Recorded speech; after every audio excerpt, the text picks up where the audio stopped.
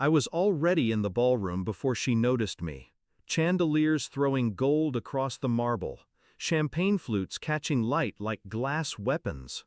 She stood on stage, draped in silver silk, the crowd feeding off her every word. Then she saw me. Her voice faltered, just for a heartbeat. I smiled. It was enough. There was a time I would have died for her. We were inseparable growing up, sisters by blood, partners by choice. I gave her the keys to my company when I left to have my son. I trusted her to protect it the way I would. But trust is a currency, and she spent every coin. The first crack came quiet. A client called me instead of her. They mentioned changes in leadership. The second crack hit harder. An email, forwarded to me by mistake, where she signed my name to a contract I'd never approved. Then came the shatter. A message on my husband's phone. Her perfume on his shirt. 2 betrayals in one breath. I could have confronted them, screamed, burned it all down in the heat of that moment. But rage burns fast. Revenge, real revenge, requires patience. So I vanished. To them, it looked like I broke. I let the divorce roll through quietly. I let her take the company without a fight. I even let her petition for custody of my son. I let her believe she'd won. In the silence, I rebuilt. I learned every weakness in her business, every investor she lied to, every bribe she paid to bury the lawsuits, every hotel she checked into with my ex. I wasn't collecting proof. I was building a weapon. And the gala tonight was the perfect stage. I arrived early, in black. I didn't approach her. I didn't speak to anyone. I just handed the AV technician a flash drive and said, "Play this when I signal." He didn't ask questions.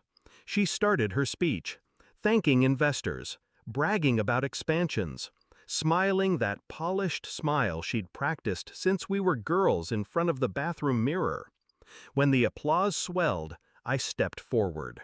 No rush, no hesitation. Our eyes locked. I raised my glass and tilted it just enough for the technician to see. The lights dimmed. The screen behind her flickered. 3 minutes.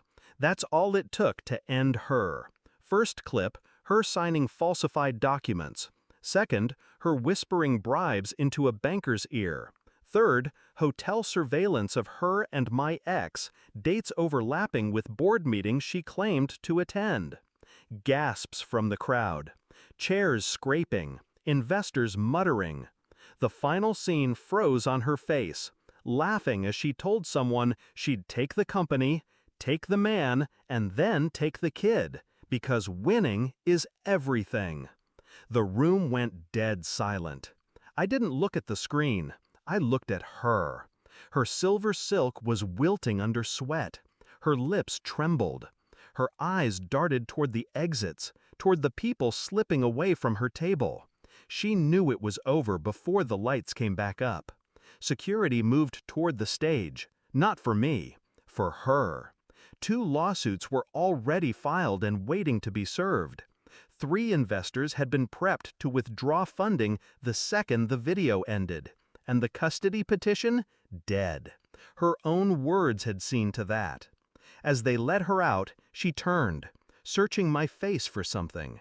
Anger, gloating, regret. I gave her none. I didn't need to raise my voice or explain myself. Everything I wanted her to feel was already there, written across her collapsing world. I stayed until the last champagne glass stopped trembling on the tables, until the murmurs faded into nothing. Then I walked out, my heels echoing in the empty hall. People think revenge feels like fire, but it's colder than that, sharper. It's the stillness after a storm, when you're the only one left standing. She stole my company. She slept with my husband. She tried to take my son. Now she has nothing. And me? I have everything back, plus the satisfaction of knowing she saw it fall second by second and knew exactly whose hand pushed it.